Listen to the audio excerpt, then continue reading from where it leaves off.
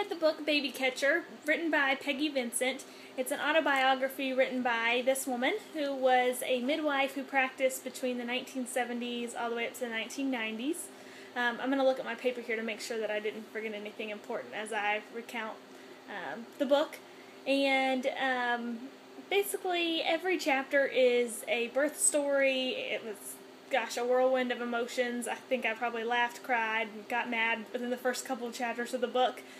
But it's certainly one that you don't want to put down. I read the first half in one sitting. It was that good.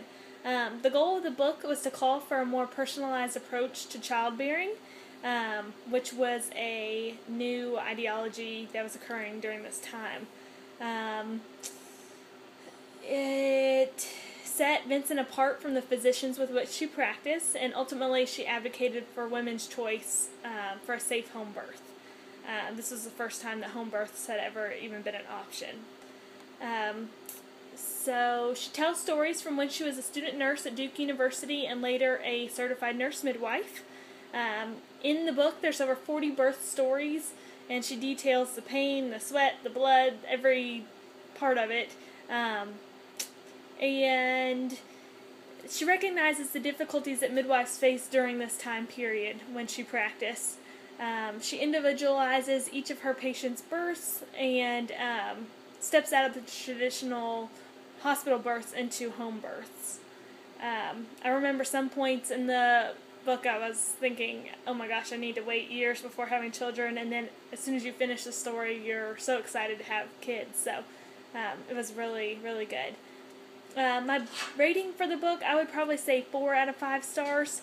Although it was a great book, there was a lot of foul language, and it seemed to be a lot of rambling with long biblical passages that could be omitted or shortened. I think it did enhance the stories that she was trying to explain, but it often went on and on, so I think she could get rid of some of that. Let's see. Social themes that prevailed throughout the book. Technology, health, and the advancement of females into the working world were some that I identified. In the past, women had been expected to follow orders of the physicians, and people like Peggy Vincent were challenging the status quo. She was able to fill women's desires for how, when, and where they wanted their babies to be delivered. And she also saw birth as a normal process, which was different than the physicians with which she worked. Physicians looked at birth as a medical process, needing intervention and medication, whereas Peggy thought it was a natural process, and the less interventions, the better. So let's see. The one funny quote that one of the doctors from the book said was, pizzas should be delivered at home, not babies.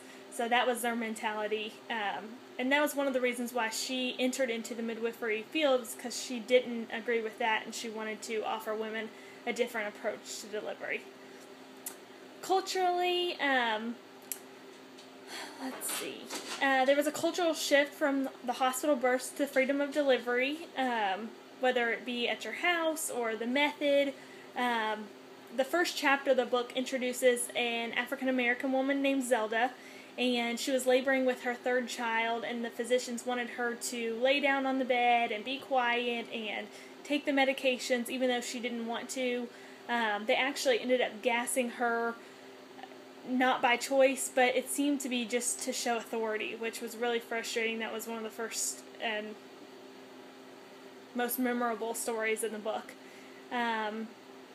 In a different situation, an educated Caucasian female, a colleague of the physicians, was also laboring, and she didn't want medications, and they didn't make her have them. So that was kind of an obvious disparity that was present in the book, and I even mentioned in my paper that it probably is still likely that it happens today. I mean, there's a lot of disparity out there.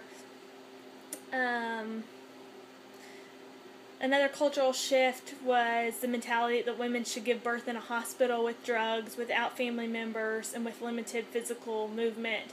That was all changing, and it was providing women with an alternative method. Political elements of the book, just general freedom for personal choices with regard to birth as well as medical reform. Vincent describes her personal journey over the 20 years with wrestling with politics.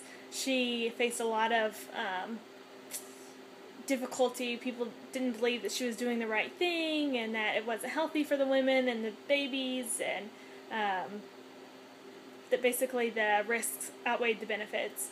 Her career paralleled the independent nurse midwife movement in the United States and the rise of feminism. In 1992, the only insurer of certified nurse midwives attending home births declined its coverage, and it forced people like Peggy Vincent out of business.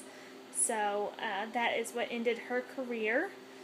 And then, just in general, I would certainly recommend this book to anyone regardless of whether they were pregnant or not, just because it gives the reader insight to midwifery and birth and the truth and reality of births. I mean, there's a lot of great stories, a lot of sad stories, like I said, but it is truth, and it's interesting to read. My final sentence in my paper, I put that more than anything from the book, we learn that births are emotional, unpredictable, can be slightly crazy, beautiful, and normal. And that's exactly what Peggy Vincent wanted us to know, is that births are normal. So you guys should definitely read it. Thank you.